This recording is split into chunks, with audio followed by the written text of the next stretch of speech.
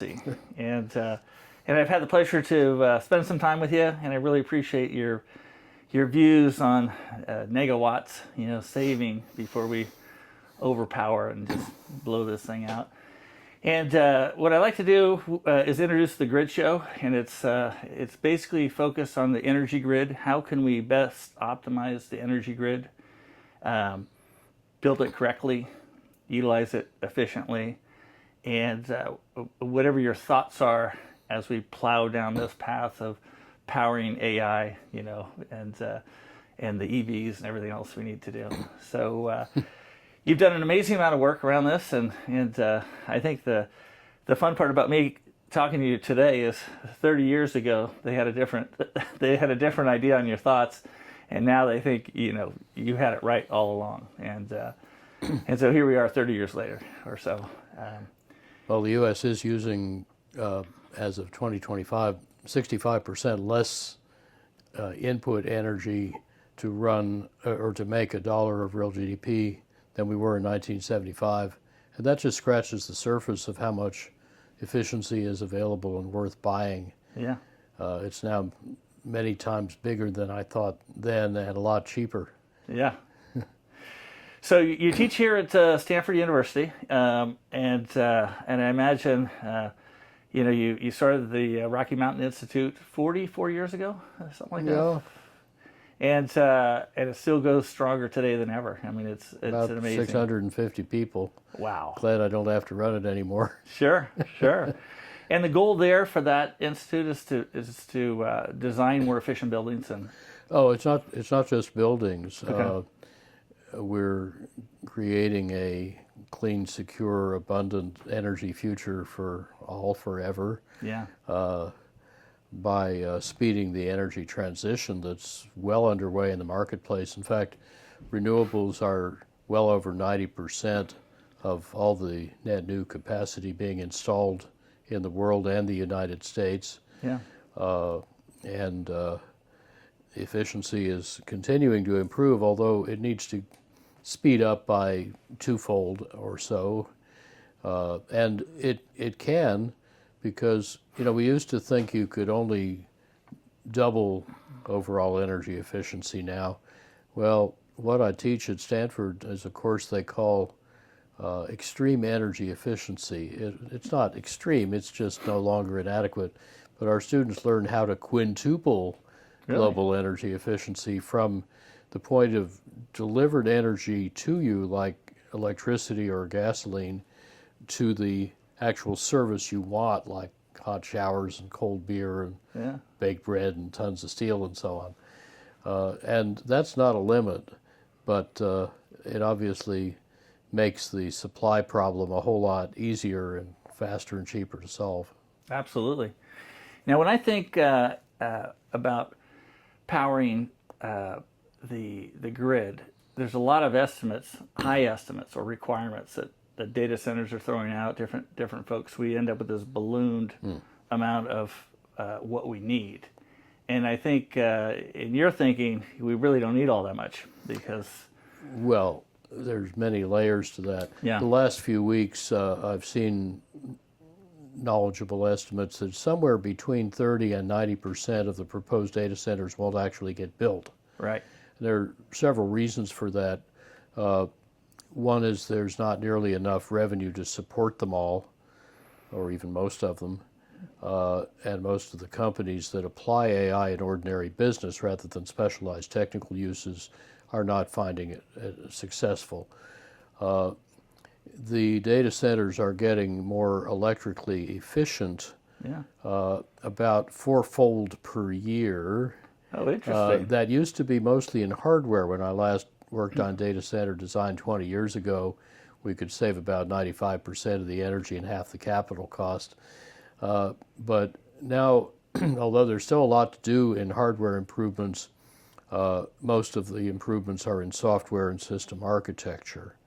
And there's a whole bunch of other layers that add up to enormous uncertainty in how much electricity data centers may need.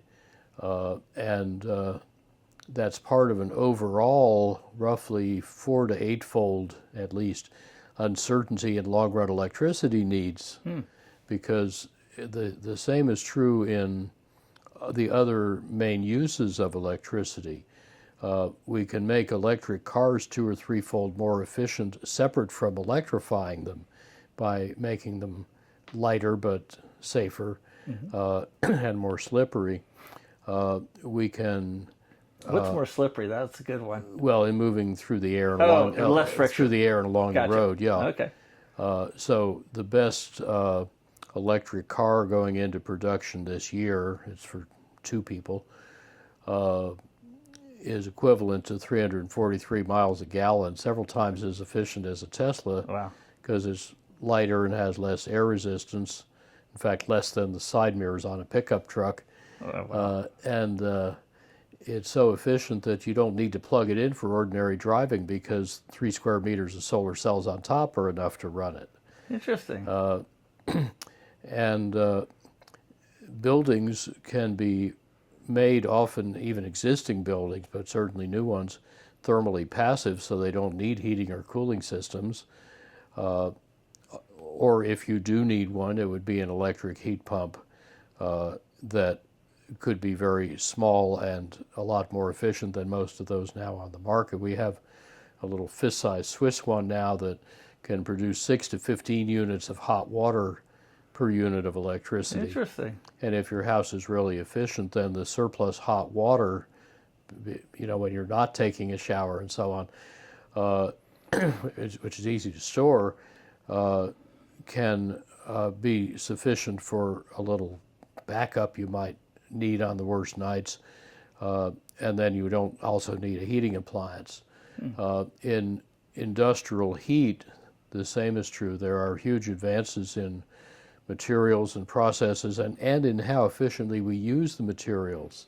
So half of our cement and steel are wasted by bad structural design. Right. So if we paid our architects and engineers for saving materials and energy rather than for selling you more of them, Interesting. we would save most of those materials. And actually another half of the concrete, and therefore the cement in it, can be saved by speccing the mix more precisely and not slopping it around the job site. Right. That's a factor 4 saving on cement before you start using alternative kinds of cement that need less or cooler or cleaner process heat. After all, barnacles glue themselves underwater to rocks, and abalone's inner shell is tougher than our best missile nose cone ceramics made in incandescent furnaces. Really? But the abalone glue and the abalone, the barnacle glue and the abalone nacre are made in seawater at 4 degrees C. If we were as smart as they are, we could do that without burning stuff. And another example, you can make limestone into a structural material by cutting it into blocks like the Greeks and Romans did. It's beautiful, rather tedious. Yeah. Or you can grind it up and calcine it at 1400 degrees or something into cement, Portland cement. Or you could grind it up and feed it to chickens. A few hours later you get out eggshell, which is stronger than Portland cement. Really? And if we were as smart as chickens, we'd have mastered this elegant ambient temperature technology. Huh. So it's kind of interesting. Nature has a lot of lessons. 3.8 years of design experience out there, 3.8 billion years. Billion years. Of design experience out there. And, all the 99% of designs that didn't work got recalled by the manufacturer. What's here, what works, can teach us a lot about how things are made, how they're used, how they fit. Biomimicry is the other big design revolution alongside integrative design. So on integrated design, how do we get people to think differently? You mentioned incentive. If we incentivize the architects based on energy savings, right? That would be interesting. Yeah. And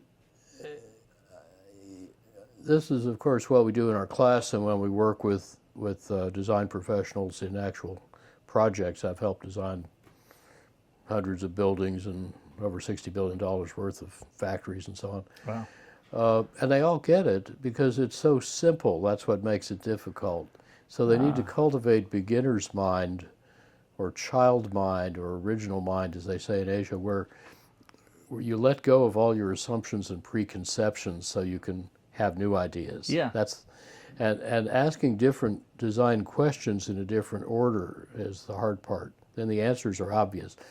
Like, if you were going to work with an architect on a house, I think probably your first question would be, I'd like this house to have no heating or cooling equipment, and I think it'll cost less to build that way. Can you design such a house with me?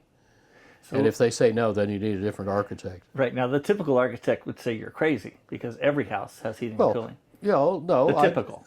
I live in such a house, and I live 2,200 meters, 7,100 feet up in the Rockies, where it used to go to minus 44 Celsius, minus 47 Fahrenheit. Wow. We could get frost any day of the year.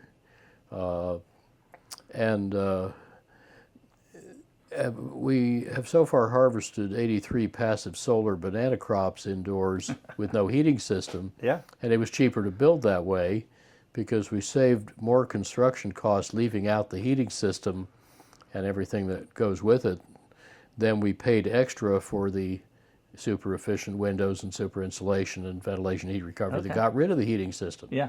In other words, we optimized the house as a system rather than the windows or insulation as a component. Okay.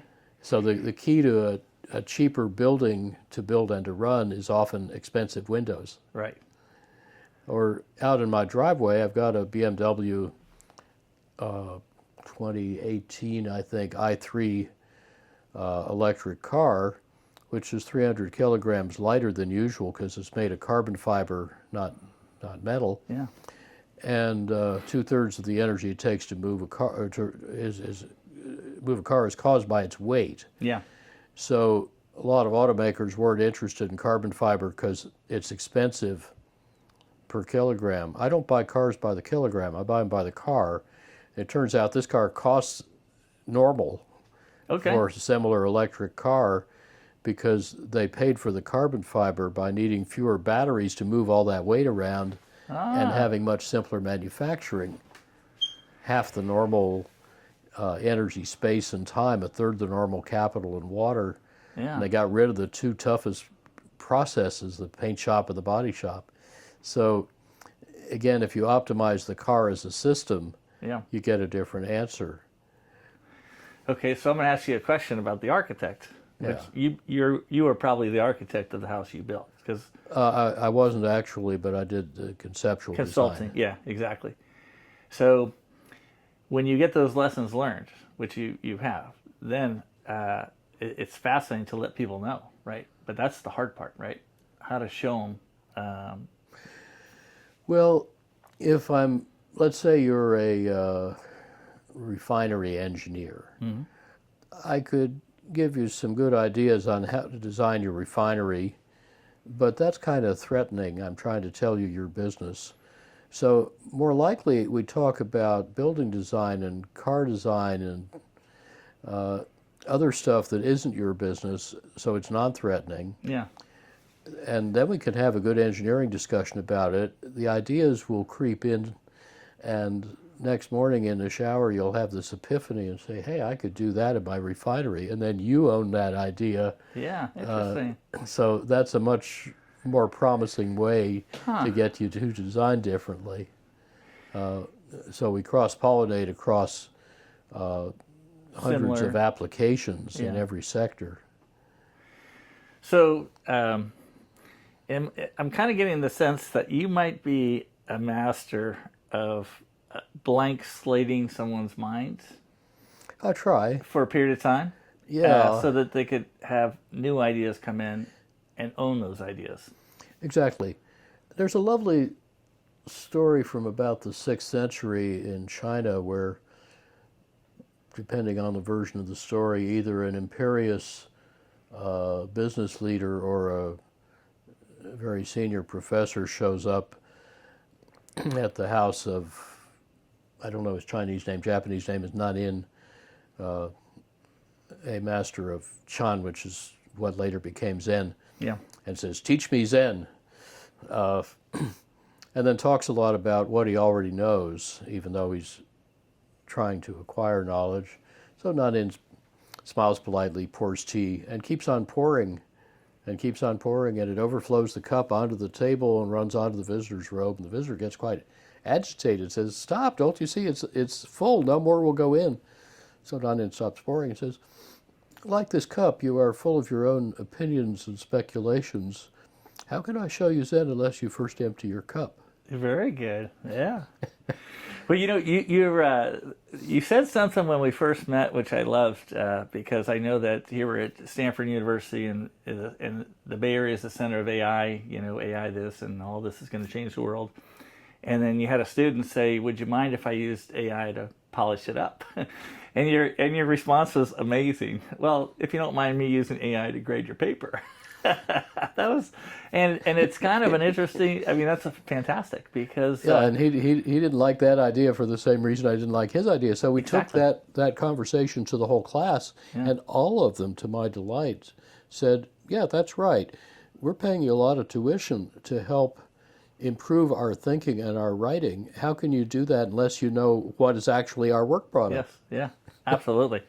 Yeah, so I think that kind of leads me into here we have a lot of people with preconceived ideas of what they need relative to power AI and data centers that bigger is better and all that kind of stuff. And I don't necessarily see, and I work for a very large electrical subcontracting firm doing a lot of the data centers. And the question is, how are we going to power them? It just seems like the American way, bigger is better. We'll solve it with just putting more, whatever. And most of these data center folks, when I ask them, what do they need? They say everything, right? And your papers are, we have enough renewables. We could do that faster, cheaper, which is amazing. Well, a lot of data center developers are going for gas, and they quickly ran out of all the key components, particularly the gas turbines, which are back ordered to 2031 or 2, Yep. and now transformers and circuit breakers and stuff, and the costs of new gas power behind the meter at their site are up several fold. Yeah.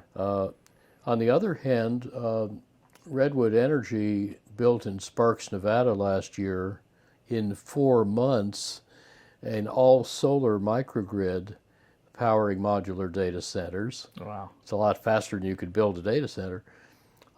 And they just laid a bunch of solar panels on the ground, 20 megawatts in that case, and wrapped in tarps and put on cinder blocks in the desert, 800 old electric vehicle battery packs that still had a few years of life in them, wired it all up with magic software and power electronics that turn it all into one giant battery, 62 megawatt hours.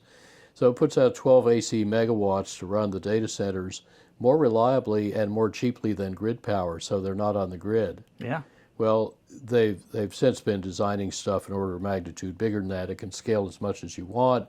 If you're not in Nevada, but you're in a place with expensive land, they now have safe and pretty cheap ways to stack up the batteries. So that's just an existence proof that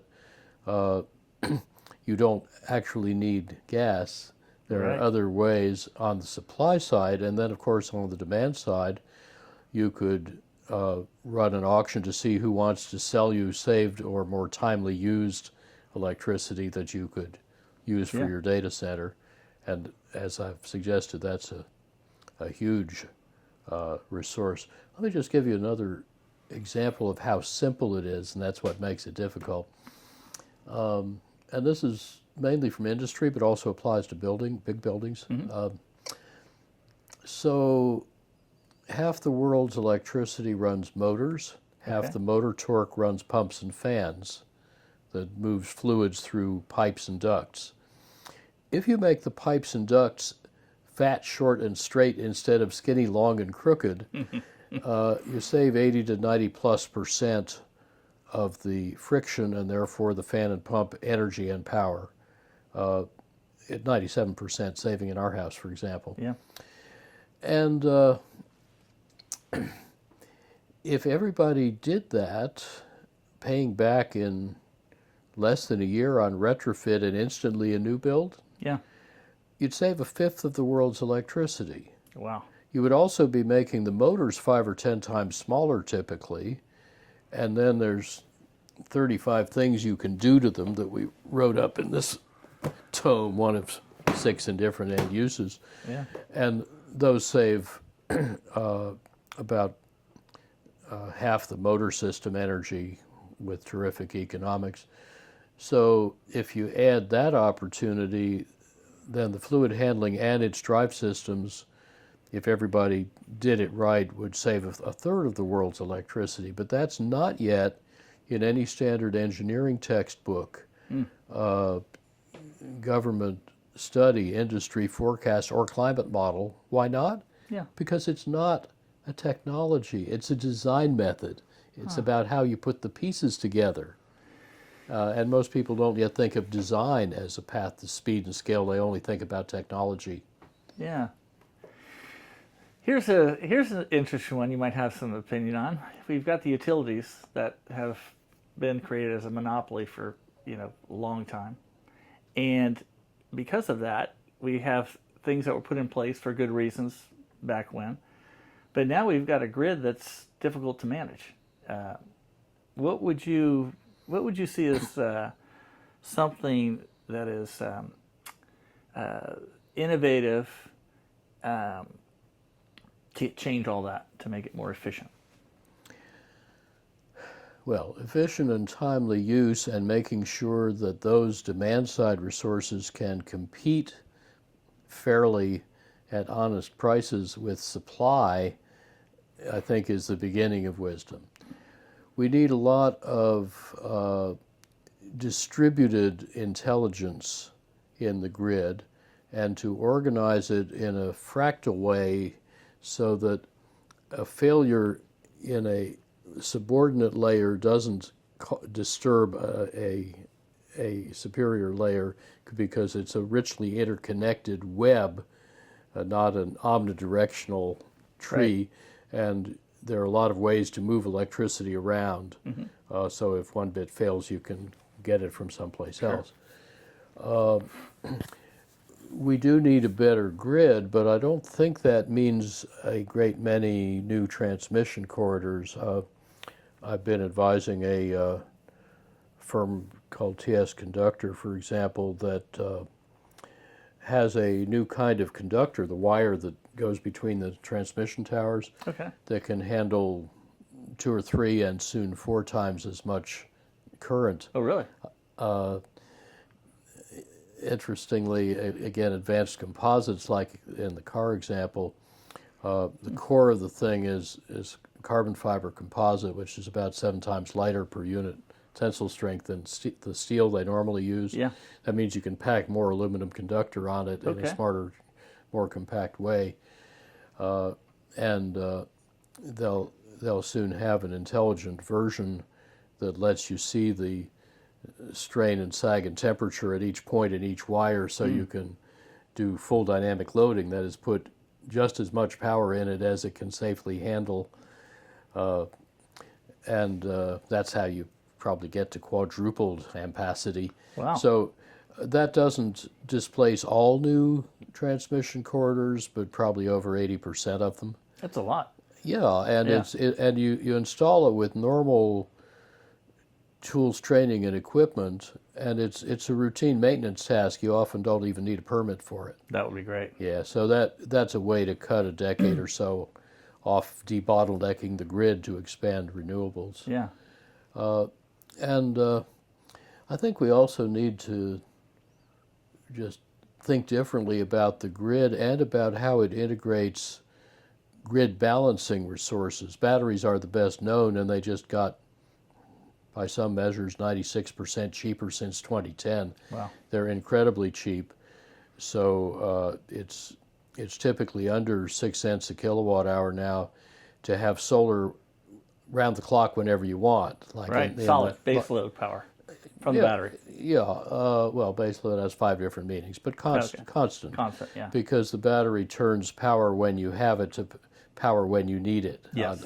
And there are 9 other carbon-free ways to balance the grid. The batteries are the best known. They're not the cheapest. Right.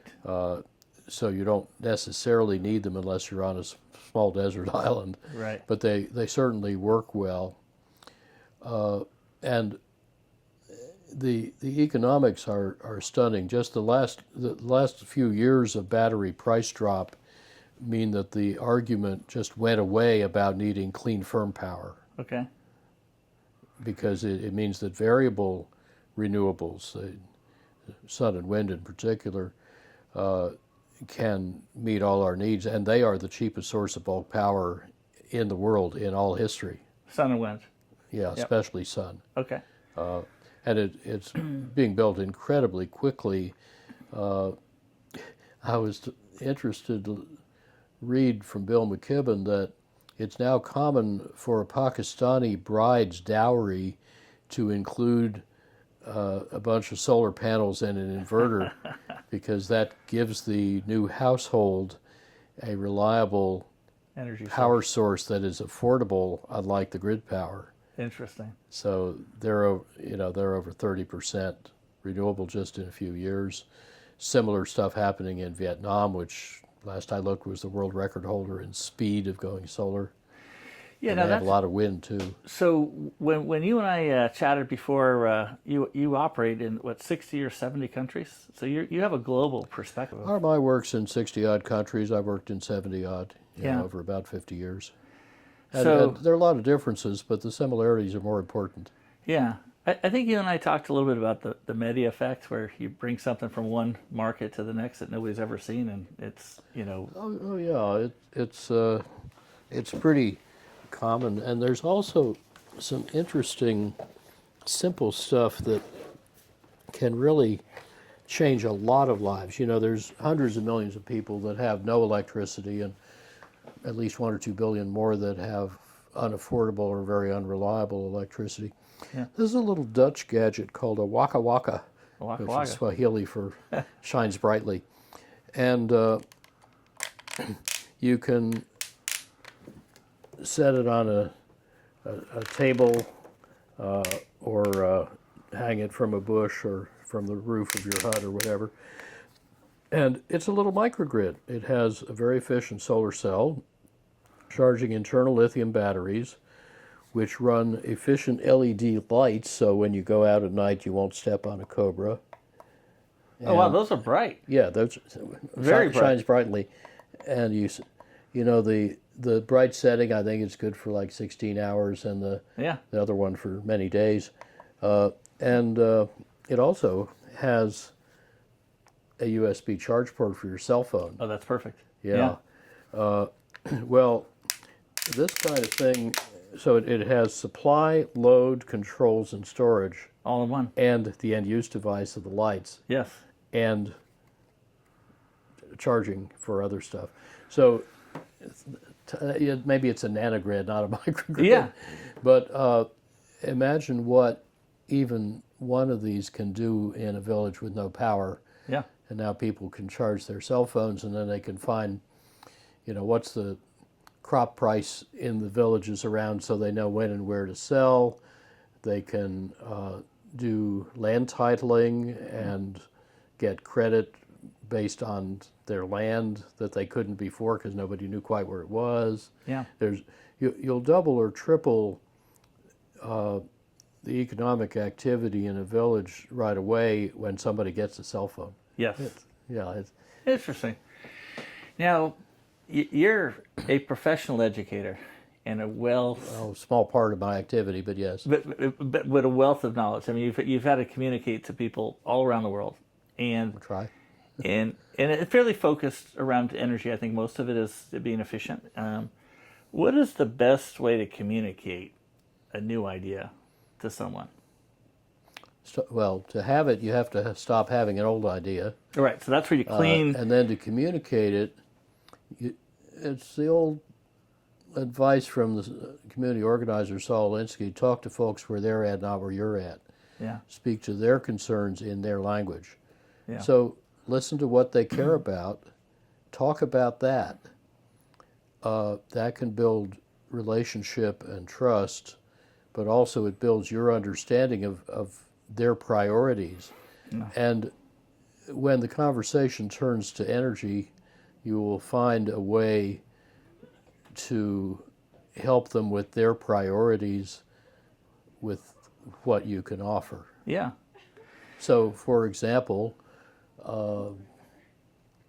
I meet a lot of brilliant, passionate young people who really care about climate. And Yeah. it's pretty easy when you feel that way to feel a compulsion to inflict your climate truth on people. Right. But a lot of the people you're talking to, especially in the United States, may not care about climate or may not believe climate science. But they may care a lot about stuff like national and local security, local autonomy, individual freedom, competitive advantage, profits, jobs. Yeah. You can get agreement on that stuff without having to agree which priority is most important, without having to agree on every priority. One's enough. Yeah. So don't worry about why they want to do solar, say. That just if you both want to do solar, you can do it even together without having to agree on every reason. Yeah. So that's why Texas, whose government is far from green, shall we say, is the national leader in deploying solar and wind. They're good at building stuff and making money. That's Yeah. fine. Yeah, it works. Yeah. So, so we'll wrap up here because we could go on for days on these things. You're a wealth of knowledge, and I appreciate it. And I'd like to ask you about nuclear, just thoughts, and what we see in the news. You know, a lot of investment, a lot of hyperscalers. You know, putting money. And then recently, I went to a conference on nuclear, and I noticed many of the folks are coming out of retirement to come back to see if this nuclear is going to have a resurgence. And the jury's out, but it's going to take some time, probably longer than people would like. But there's Way longer than you would need for AI. right, and more expensive, right? It's not a Yeah, so let me tell you a little story. This is something an activist in Georgia noticed, and I think the numbers are right. So recently, Texas and Georgia each invested about $36 billion, same amount of money, in two different approaches to electricity supply. For $36 billion, Texas got 30 gigawatts of solar power and 5 gigawatts of batteries installed in 4 years. For the same $36 billion on its account, Georgia got 2 gigawatts of nuclear and no storage installed in 15 years. Now, a gigawatt produces on the order of 3 times more annual electricity if it's nuclear going well than if it's solar. So that means instead of a 30-to-2 or a 15-to-1 ratio, it was a 5-to-1 ratio in how much electricity Texas got compared to what Georgia got, and they got it almost 4 times as fast. yeah, So this helps you understand why nuclear power has no business case and also no operational need for the reasons we discussed earlier. And I have about 50 years of experience with its other issues, of which the one that most worries me is spreading nuclear weapons in the world. yeah, But we don't need to talk about those issues. If there's no operational need and no business case, why are we talking about it? It's a less than 1% distraction yeah, from the marketplace winners, modern renewables and efficiency and storage. yeah. So I think the folks who haven't noticed that the industry has quietly changed its business model from selling products to building bandwagons and promoting hype and harvesting subsidies, I'm afraid they're going to be disappointed when they realize that's all it was. That's it. Well, good. Well, thank you for your time. I appreciate it, and I'm fascinated with the work you're doing, and appreciate it. Well, thank you for your good work. Yeah, thanks.